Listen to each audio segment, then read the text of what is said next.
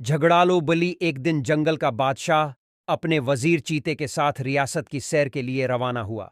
रास्ते में वजीर ने जंगल के हालात के बारे में बताते हुए कहा, बादशाह सलामत, आपकी हुकूमत से हर कोई खुश है, सारे जानवर अमन और सुकून से रहते हैं, लेकिन एक बली है जो सबके साथ लड़ती रहती है।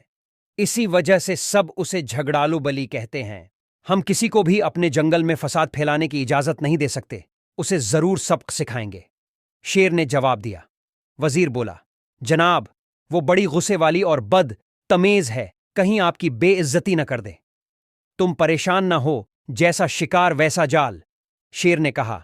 शेर और चीता दोनों जंगल में घूमते रहे यहां तक कि दोपहर का वक्त हो गया। बादशाह ने घने दरख्तों के पास सस्ताने का इरादा किया। शेर दरख्तों के साए में लेटा आराम कर रहा था कि ऊपर से एक हड्डी उसके सर पर गरी। शेर ने गुस्से से ऊपर देखा तो एक शाख पर मोटी सी एक बली बैठी नजर आई, जो बड़े मजे से गोशत चबा रही थी और हड्डियां नीचे फींक रही थी। शेर ने इशारे से वजीर को बुलाकर इस बली के बारे में पूछा। वजीर ने बली की तरफ देखा तो पहचान लिया और कहने लगा, हुजूर, मैंने सुबह जिस झगड़ालो बली के बारे में बताया था, ये वही है।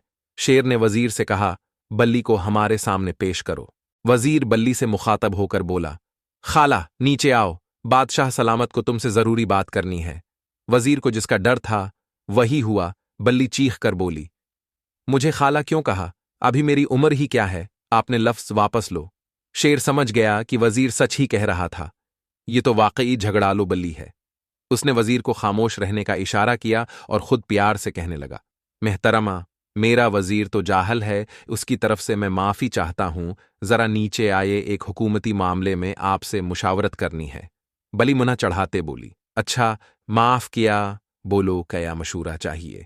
शेर ने बड़े प्यार से कहा, तुम एक लायक फायक बली हो, पूरे जंगल में तुम्हारी समझदारी और दानशमंदी के चर्चे हैं, लिहाजा मैं चाहता हूं कि तुम्हें अपना वजीर बना लूं। ये सुनते ही मौजूदा वजीर के तो कान खड़े हो गए और वो हैरत से शेर को देखने लगा, मगर शेर ने आंख से इशारा करते हुए तसल्ली दी।